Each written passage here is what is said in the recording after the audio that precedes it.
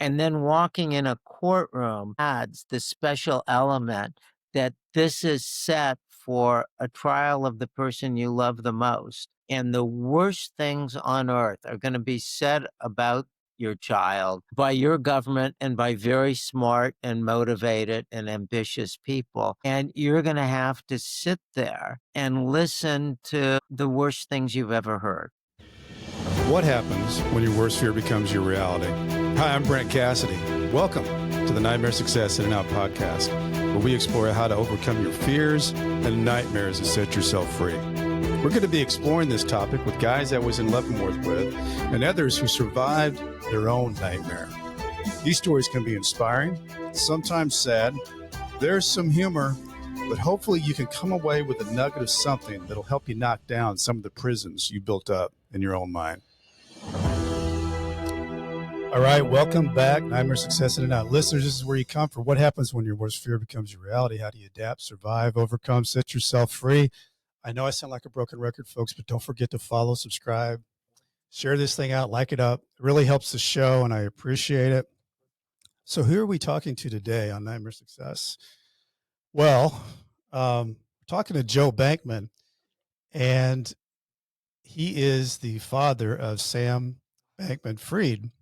And if you don't know who Sam Bankman-Fried is, you probably weren't around any TV or any newspaper or any streaming service or anything over the last few years, because Sam, he was the founder of FTX. And at one point, Sam was listed as the 41st richest person on the Forbes billionaire list. Things came crashing down November of 2022. The company was forced into bankruptcy. It led to a federal indictment that followed, and Sam going to a jury trial, being convicted to 25 years, federal prison at the age of 33, and ordered to forfeit $11 billion. This was a national story that everybody was following, but there was a family that was living through it. The Bankman-Fried family was surviving this nightmare day by day. And a little bit about Joe Bankman. Joe Bankman, yes, he is Sam's dad, but Joe is a very accomplished man. He's a leading scholar of the tax law. He's been involved in a lot of different bills of trying to simplify the tax code. He's a clinical psychologist as well as a lawyer and a law professor at Stanford Law School. He's also hosted a couple of podcasts. There was one that was called the Wellness Cast, discussing wellness and mental health within the legal profession, and the Stanford Legal Podcast. So he's been around the podcast world as well. I can't wait to jump into all this, because I think there's going to be an interesting discussion about how people survive these type of events and what's going on now. Before we do, I want to recognize our show sponsor, Auto Plaza Direct. You know, who likes spending a couple weekends walking car lots looking for a car, and you spend 4 or 5 hours in the dealership to buy a car? It's kind of like a root canal appointment. Well, there's a better way to take away all that pain and hassle getting a car. It's called Auto Plaza Direct. They're your personal car concierge. Just tell them the car you want, what you can pay, and they'll go find that car for you, negotiate your best price. They also offer you warranties and financing. It's all full service. Go to autoplazadirect.com to get started with your personal car concierge. The car buying experience you deserve. Auto Plaza Direct. Tell them Brent from Nightmare Success sent you. And folks, read this book. Get this book. It's called Doctor Not Guilty by exonerated psychiatrist internist Muhammad Ali Rafai.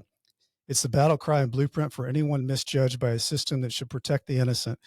The book takes you inside the investigation, the courtroom, the hard nights when faith and courage remain. You will meet the prosecutors and agents who failed, and the physicians, families, and parents who refuse to surrender. This book reveals the truth about how power can distort justice and how resilience can truly set you free. Read it, share it. Join Dr. Rafai demanding accountability and restoring honor and dignity to medicine and the rule of law. Doctor Not Guilty. Mr. Joe Bankman, how are you? I'm good. How are you, Brent? I'm doing good. And the other thing I was meant to say is that Joe and I'm going to be interviewing Joe at the White Collar Conference. And when we release this, that will have already have happened. But he's our keynote. And subject matter being, people often forget about the family members that are surrounding around when a federal indictment happens and a conviction, and what all goes into that, the feelings and the ways that people, the tools they use to survive. So White Collar Conference is October 11th at 9 a.m. Eastern Standard Time. No, yeah, Eastern Standard Time. So, Joe, I know, you know, you are still going through, a nightmare of appeals and trying to get a pardon and computations for Sam and everything else. But can you take us back a little bit? Because I'm interested in your story of, because, you know, before all of this happened, you were, a law professor and, you know, doing things and making impact. And um, what got you interested in law?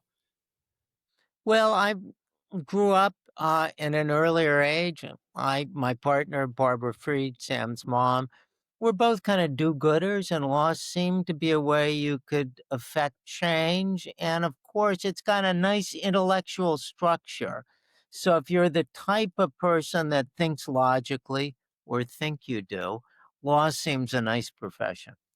Well, and I think it's interesting how, a lot of people will pick you know, a lane for themselves with law. And you picked one that would be for most people, especially if you're not math oriented, tax law. How in the world did you find yourself? Because you've become a scholar in that area. What, how? Well, uh, the short answer and what we say is a but for sense. I wouldn't have done it but for at law school. The person who taught tax was unbelievably funny.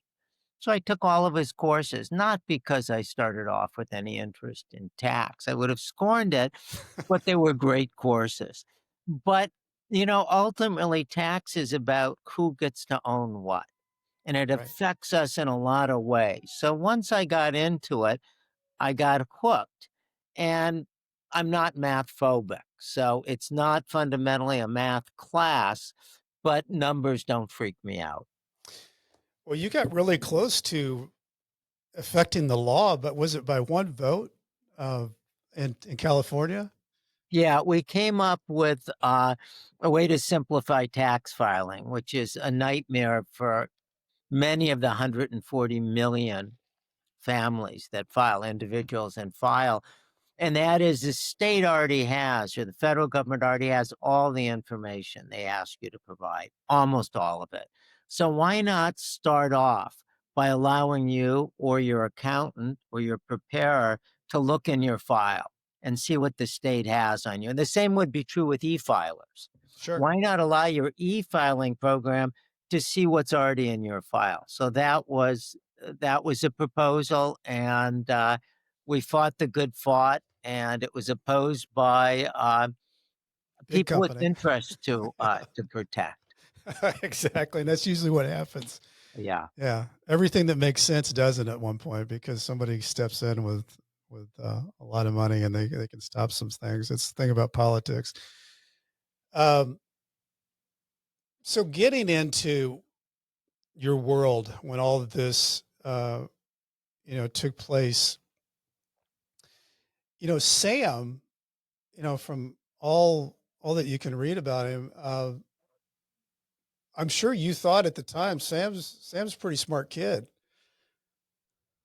Well, we knew he was a smart kid, but we also knew he was someone that spent no money on himself and gave everything away. He'd done that as a trader on Wall Street, and he'd been done that as a successful business person.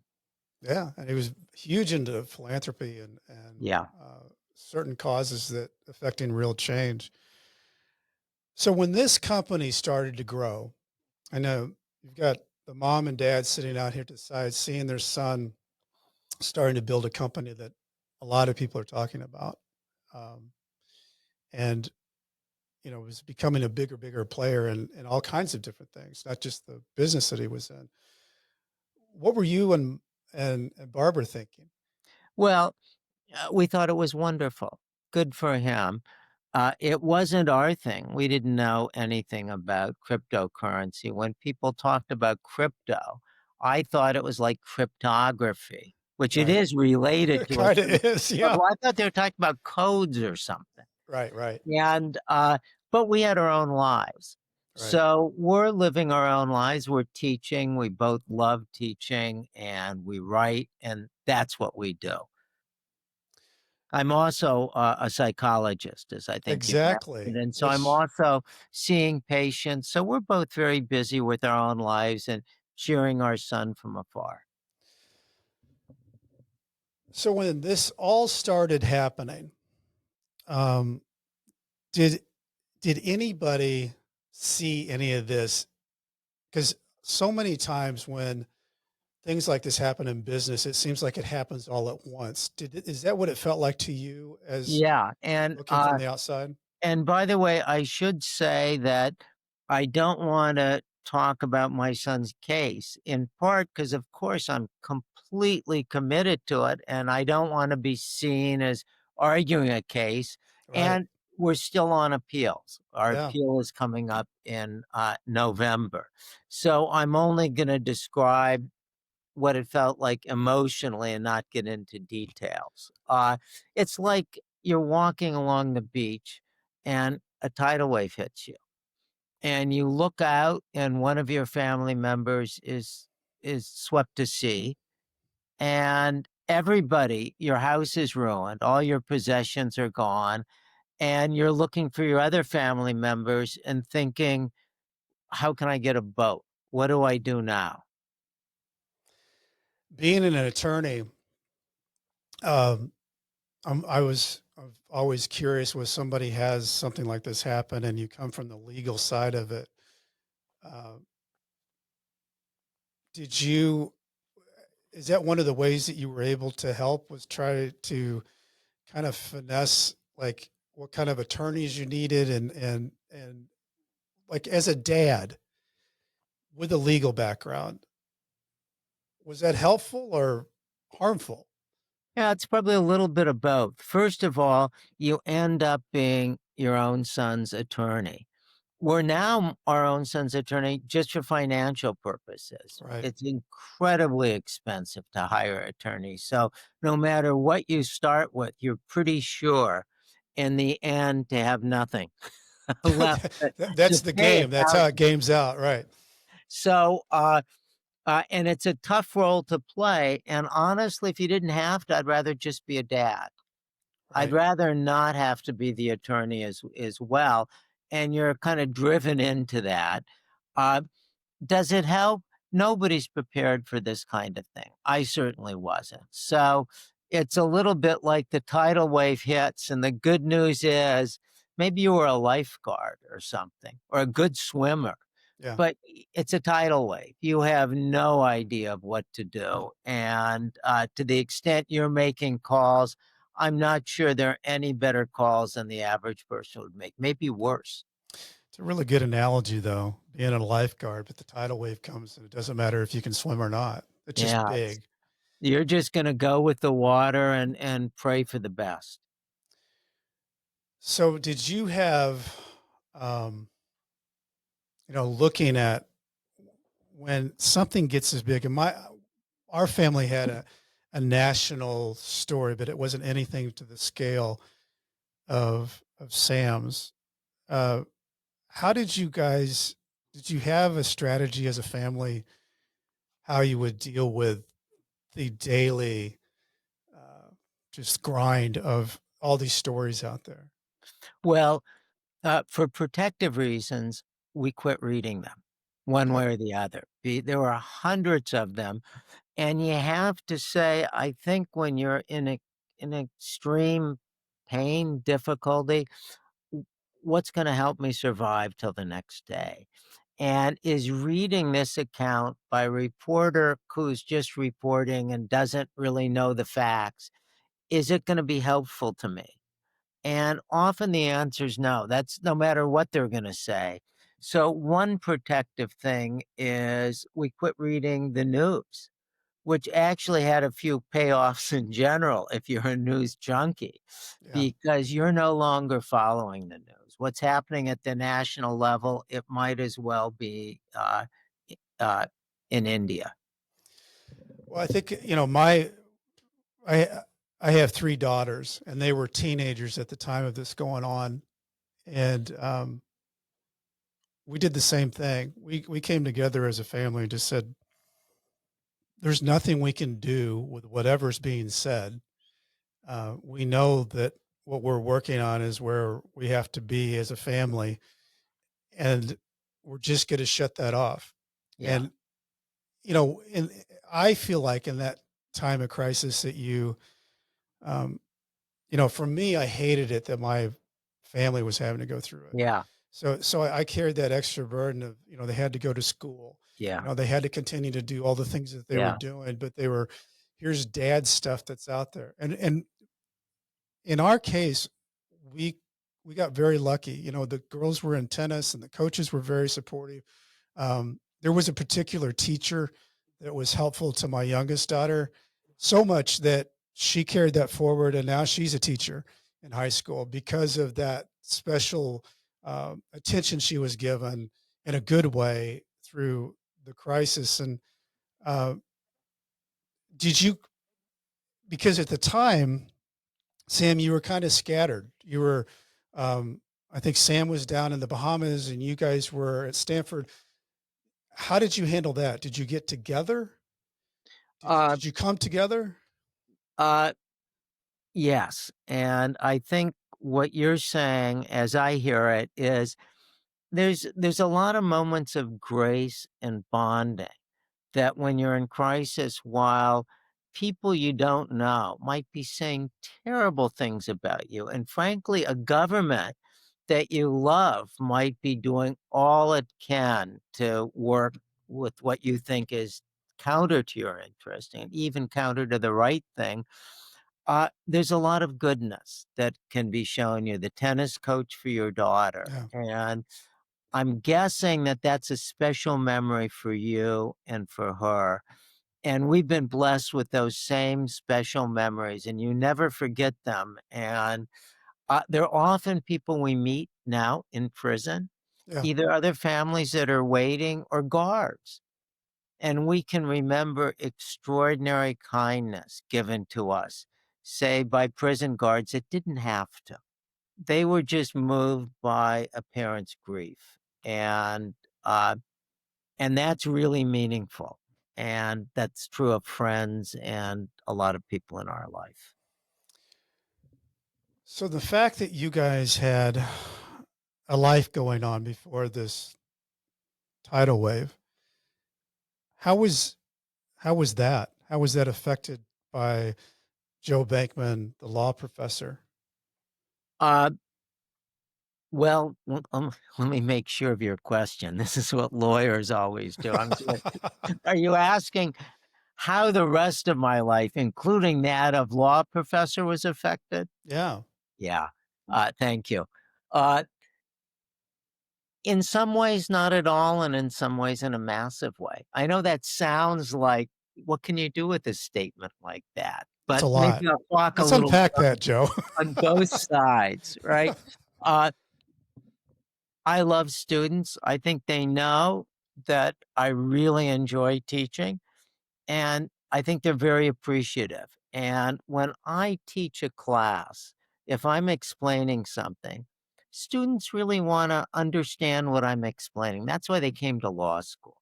They're not thinking of this guy's in the news. I really think that's true. They're trying to understand this difficult material and know how it's going to affect them. How can they use that as citizens, as lawyers, and so on?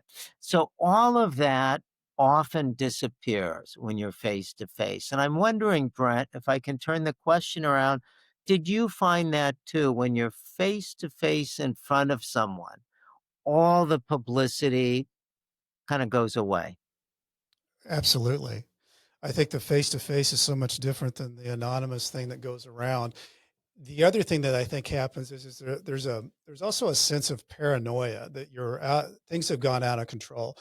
A lot of times when this happens to people, and if you trend it into the white collar world, I think that the most hardest thing to understand is, wait a minute, I'm always somebody that can solve things.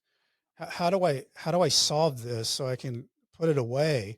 and move forward. And it's one of the hardest things for somebody who's a CEO or somebody who's used to being in control to absolutely feeling like you've lost control. And Yeah. that's part of this thing with the family too, is how do you keep the family um, believing that, and that's why I think when you close the unit up, that we've got control of this bubble. Can't Yeah. control anything out here. Yeah. We're going to control this bubble we've got Yeah. together. I think that's a great strategy. That is, when the doors close, you're with loved ones, you can control to some extent what you're thinking about, what you're doing.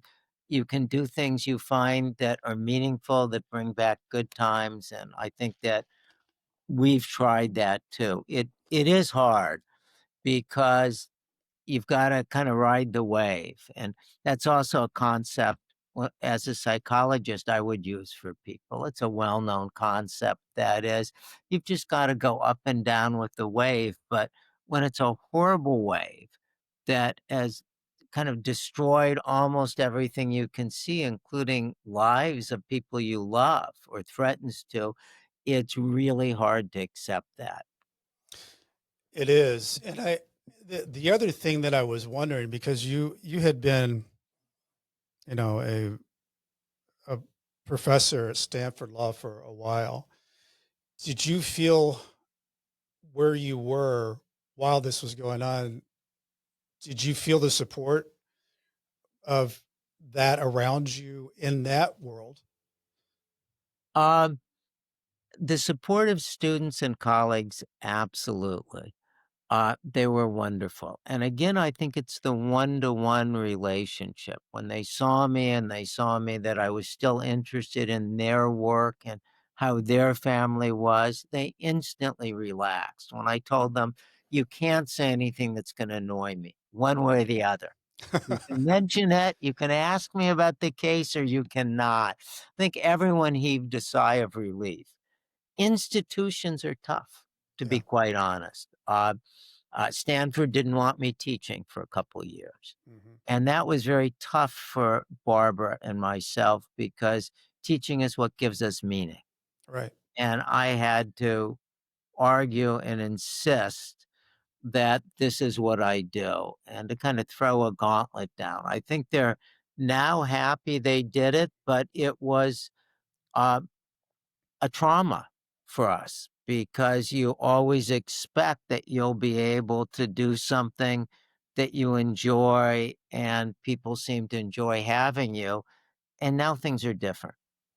Well, the reason I bring that up is it happens a lot, with people that are on the peripheral that, because of business or the perception or of Yeah. this or that. And it also scares everybody around, Yes. the perception um, is just scary. The Yes. fear goes to, a 10 and Yes. they don't know what to do either. That's right. You're That's exactly right. And in some sense, your main job has to be to make other people relax. That's what I learned. Because if not, their fear will take them to places that they don't want to go, you don't want them to go, and that aren't good for anybody. And you have that at work with people thinking, can this person enter the building? Is there going to be too much publicity? What will people say? And you really have to, if you can, try to confront that. Of course, sometimes you can't, or they won't listen to you. And that's part of the tidal wave. Uh, I've mentioned Stanford being reluctant as an institution and not maybe what I would have loved. But other institutions are like that. All of our banks debanked us. And that's a small thing, but you actually need a bank because you've got credit cards and you don't have that much money anymore. And what are you going to do without a bank? And you never thought that no, that banks can simply say, no, we know who you are and we don't want you as one of our anonymous clients. that's one of those things, Joe, that I don't think people know enough about is this debanking because, um, part of the white collar support group, that's one of Drew Chapin's real initiatives is this debanking because uh, people need, like you said, people need a Yeah. bank. And you think one of the things that happens, unfortunately, is a lot of people when they go through a nightmare experience, they think, well, the very worst thing is, okay, I've lost everything. Okay, I'm going to prison. This is absolutely rock bottom. And then when you get out, it's the least thing that you've thought about, because you think that, well, this is me getting out. It's almost like you think you've gotten a certificate to go Yeah. start your life again. Yeah. And what happens is you run into this wall Yeah. that, okay, there, we can't rent to you because of your record. We can't give you a job because of your record, That's and we right. can't let you bank here because of your record. And there's these things that happen, and they're unexpected because you don't think of them that way until you're confronted with them through the reentry processes. And there's a lot of things that need to happen through reentry, but debanking is it's a real thing. And it's the most shocking, that you just get a letter in the mail and say, we just can't accept your money anymore. We're sorry. Yeah, you And never counted on that. no, And it can be kind of a straw that breaks a camel's back. You're trying to keep it together and you have so much more important things. But like if you don't have a bank account, what happens to your electricity? right. Like you've never thought about that if you've left. I mean, a lot of people have to. Yeah. But if you've been a kind of a thrifty middle class person, you're our age, near retirement, it's been a long time since you've worried about having your electricity cut off, but now you have no no bank. Right. Yeah. And there are some banks that there's a couple of banks that need to be better known, that will take somebody that is in a crisis, but it's not easy and well known, and so you have to go search that out Oh, because it's now that you say it, Brent, I want to interrupt you and hold up a sign cheering on those banks because we could have so used that yeah. because when my bank kicked us out, we each tried to get separate bank accounts, figuring now the name Bankman-Fried won't be there. And I got one, and then that bank kicked me out.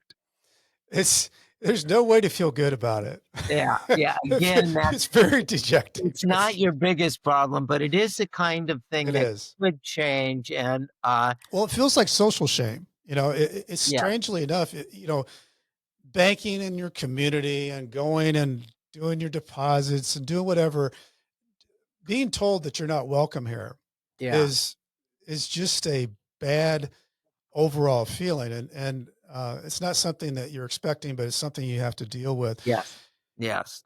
So let's talk about the when things got into and for a big case, things move fairly fast in this case, and in Sam's case, he was one of the very few people that go to trial in a federal case. Did you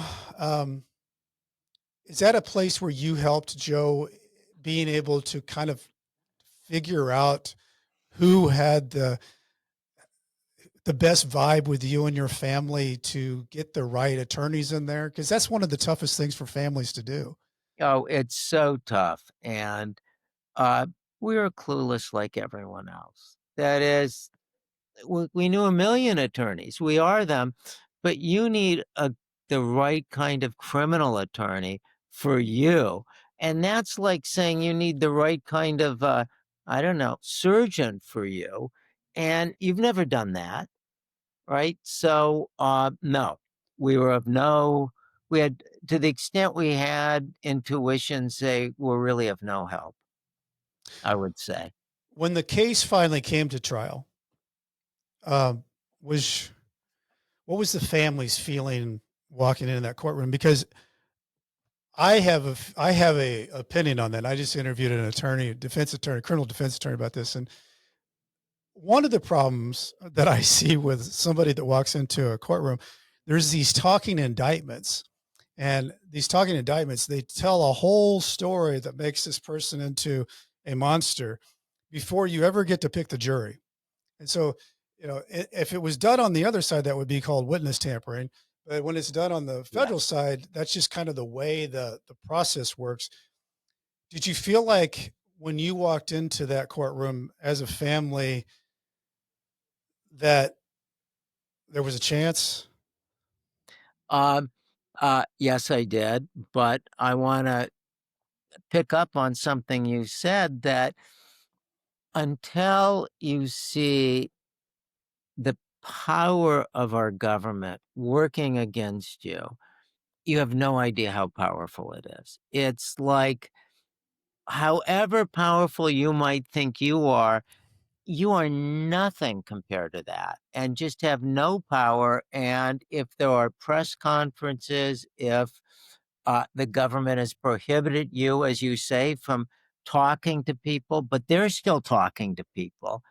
Uh, you can't safely talk to reporters often, but of course they can talk to reporters. Uh, it's an amazingly horrible feeling of just helplessness, and then walking in a courtroom adds the special element that this is set for a trial of the person you love the most. Mm, And the worst things on earth are going to be said about your child uh, by your government and by very smart and motivated and ambitious people. And you're going to have to sit there and listen to the worst things you've ever heard. And I think that's probably how many, I can't imagine I'm alone to that. So no. every sentence is actually the worst sentence that's ever you've ever listened to. And they're just starting. They're gonna go on for an hour, and the next sentence is gonna be just as bad. How long did the trial last? Over a month. So every day you had to Every deal. day, and in our case, reporters are looking at you. So, you have to be, I suppose, impassive.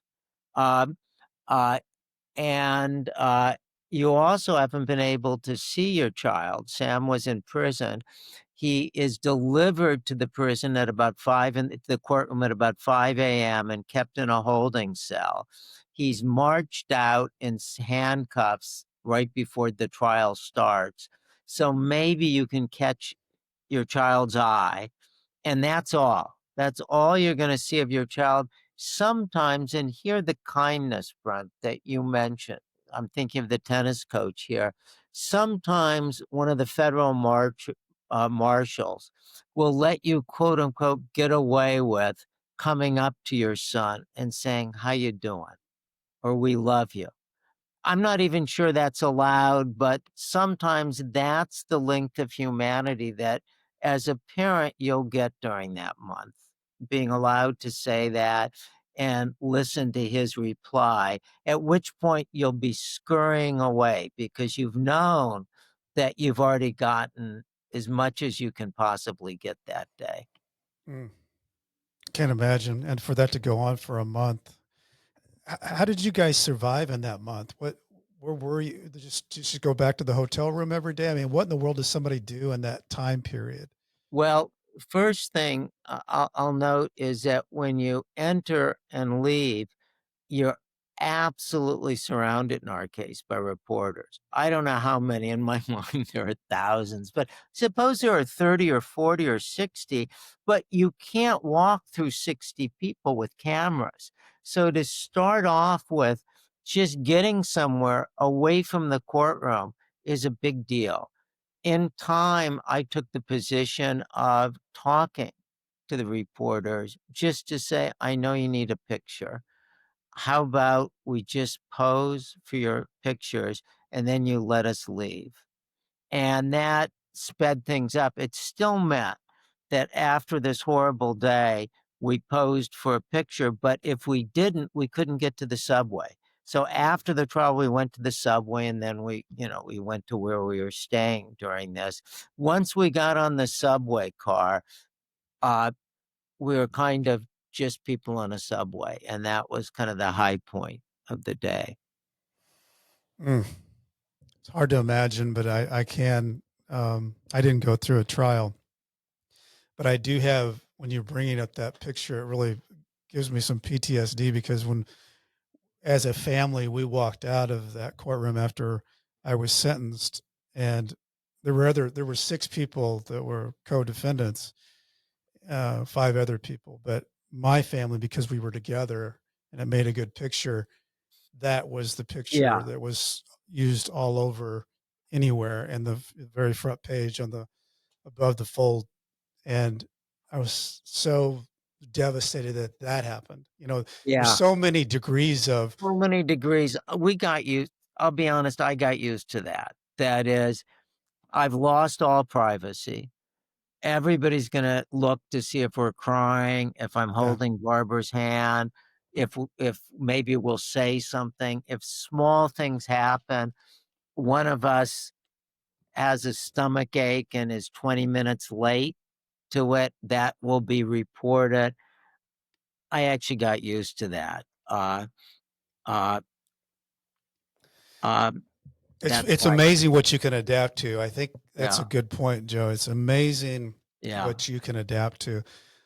So you get to the end of that month, you know, it's so hard to think that you're sitting there as a mom and a dad, and the jury comes back in, and you're just sitting there, and the whole world is in their hands. It's you see it in movies, but were you is it a blur or do you remember that vividly? Uh, well, I've been trying to repress every memory of the courtroom, to be quite honest, Brent, because it was so hard. Uh, when you enter a courtroom, what you realize, if you're not an attorney and what you already know as an attorney, is there's a judge and jury, and the judge really runs the place. So if the judge, you can't depend on the jury if the judge is judging you. And so every day, or have a sense of what has a judge decided. And so it's a terrible feeling. I'll just say that. Yeah, it has to be. When when the sentencing came down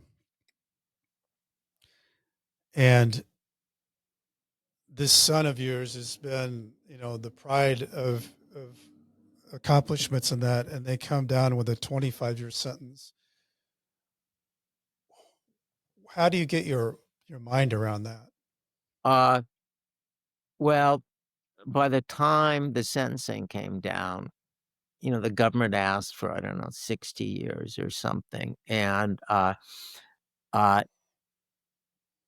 there's a lot of feelings that are still in me that I'm resisting because it's almost an invitation to talk about the injustice of it, which, of Right. course, I believe. But I want this to be more, I think, what you're thinking. How do you deal with it? It's not about the right or wrong. Uh, uh, we were prepared for the worst. It was like watching an execution. Like you knew that your son was going to be executed, and it was awful. But y- It takes y- me back to that scene in Braveheart where William Wallace is up there, and the whole town square has come, hundreds and thousands, to see this execution, and it's primitive, yeah, but it's done for a purpose to scare people, yeah, and it yeah, does a really good job of that. yeah. That's right. It's one, and it's accompanied, I should say, not just by the sentence, but now a judge has an opportunity to again say how awful your son is. So you're not, before the sentence, you're forced to listen to something that, of course, you're going to not agree with. Uh, and unlike the prosecutor, the judge is completely unconstrained. There's no standards for what a judge can say. And you just have to sit there and listen to it before the execution. So when everything happened, you're on the other side of the world. Sam is in uh, the East Coast, here in the West Coast. Uh, how did what were you guys thinking about going forward? Like how Well, are you uh, going to live this out?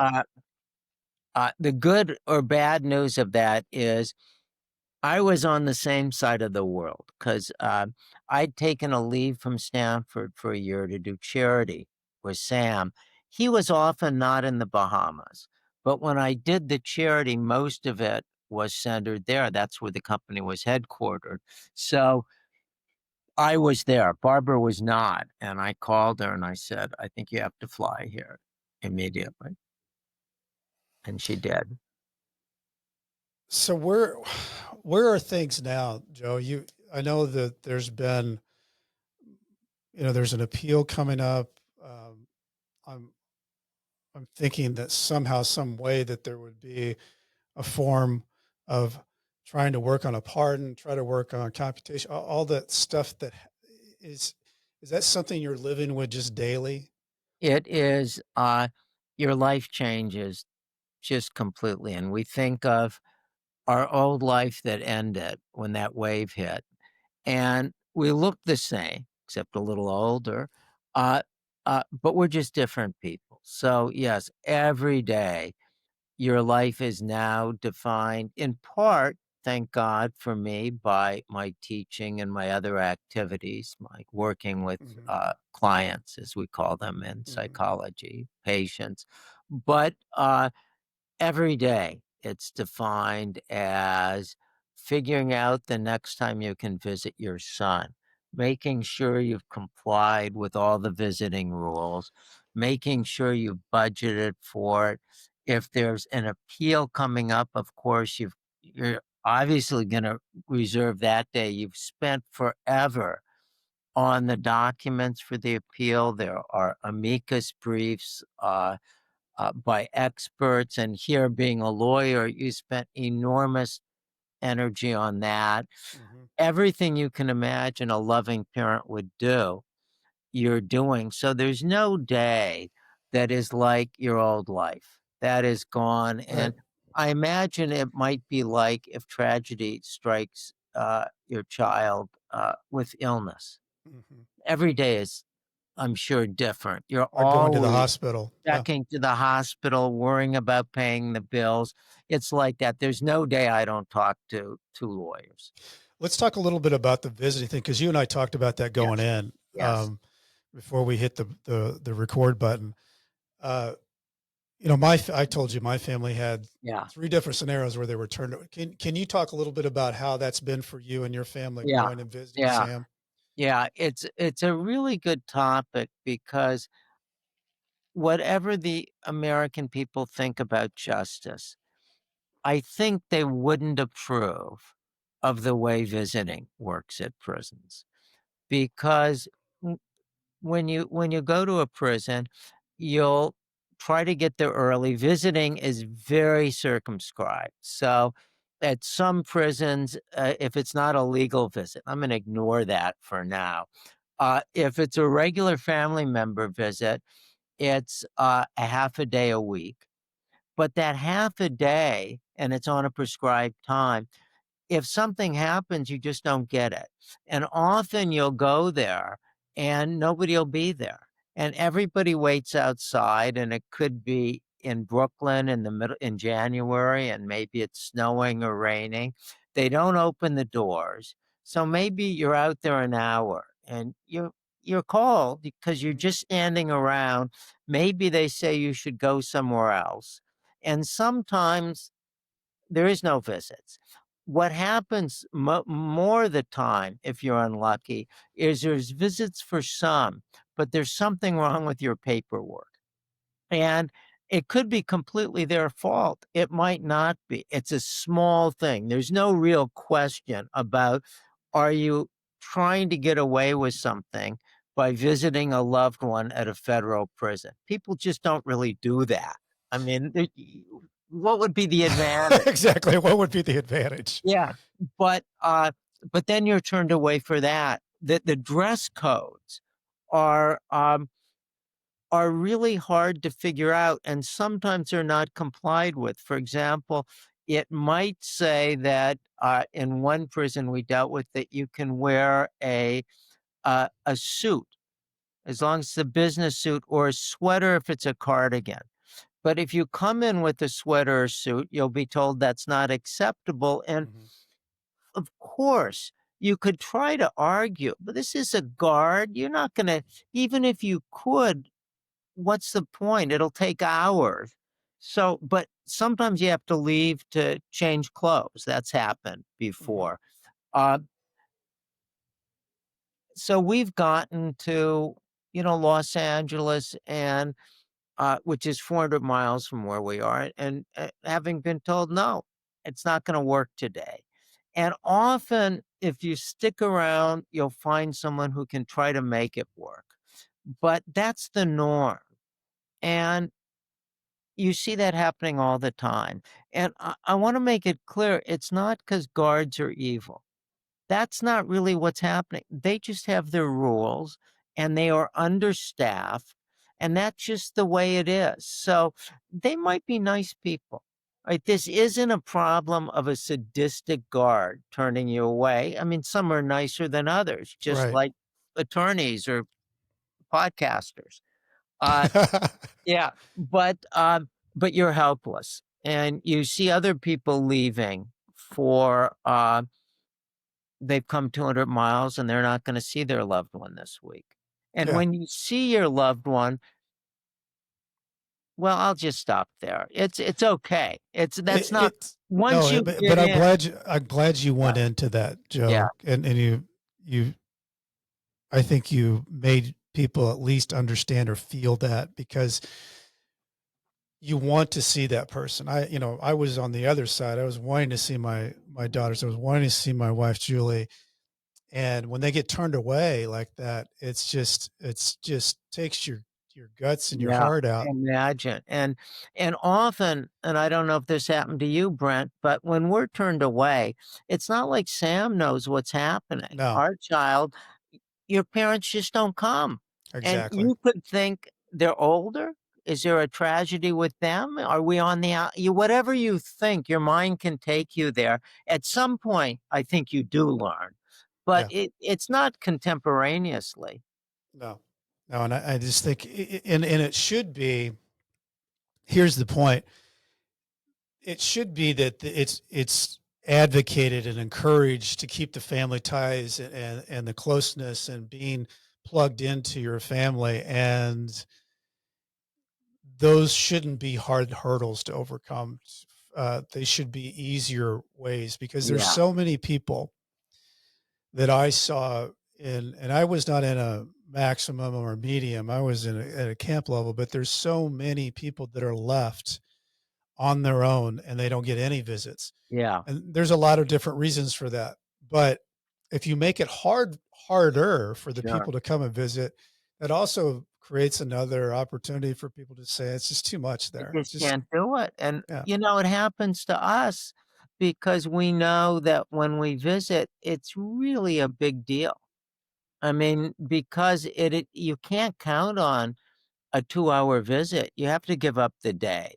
yeah, Um, and again, I want to make it clear that at the institution Sam is at, the guards are sometimes very nice, yeah. and the people in charge are sometimes very nice. It's not a problem of mean people. It's just how things work and resources. But if people could, I'd love to have a video camera, Brent, and I'm sure it would be not allowed, but just take it to the waiting area outside and just talk to families, Mhm. right? I think if the American people, because we're white collar and maybe we're less sympathetic, but if people could see the loved ones that are waiting to visit and hear their life story, I think we'd free up a little money to make those visits more frequent and easier. I think that's an excellent point. You know, Joe, I always ask people at the end of the show, you didn't go through going to prison, but you lived the nightmare through your son. What do you think's been your biggest takeaway through all of this? Um, that's a really good question, and, I know I looked at the ceiling. That's sometimes what I do when someone asks me a question that requires thought. Uh, I think it's people versus institutions. Mm, I think this hasn't at all, uh, hurt my faith in people. In mhm. fact, I'm more pro people than ever before. A lot of people under terrible circumstances have time to be kind, from guards to other inmates to a lot of people you don't know. Uh, Institutions, not so. And you won't get a your world vis-a-vis institutions is a much worse world. And uh, that's been sobering to me. So I regard people better and institutions I worse. think that's a really good takeaway. That's a great takeaway, Joe, because I think that's what I think in the situations that you've been in, people and its institutions and its verses, and I like that takeaway a lot. I really do. Um, for those out there, I want talking about gratitude and people. I want to thank Homestead Financial for letting me use all the lights and fancy equipment here. If anybody's got home mortgage needs, Greg Aftiev is your guy. He knows all that stuff. If you're looking for a book out there, I've got one: Nightmare Success, Loyalty, Betrayal, Life Behind Bars, Adapting, and Finally Breaking Free. If you want to know what I'm doing, go to brentcassity.com. I spell it wrong. I spell it with a TY, not a DY. As I used to say to my people when I was writing my emails back and forth from Leavenworth, stay strong. I'll do the same. Joe Bankman, I wish you the best of luck on everything. And I think you've really given everyone a real feel of what it's like to experience what you've experienced, because there's a lot of people out there that have experienced that. And it's good to know, see, and hear someone be able to verbalize it and talk about it. Oh, thank you, Brent. Nightmare Success, in and out.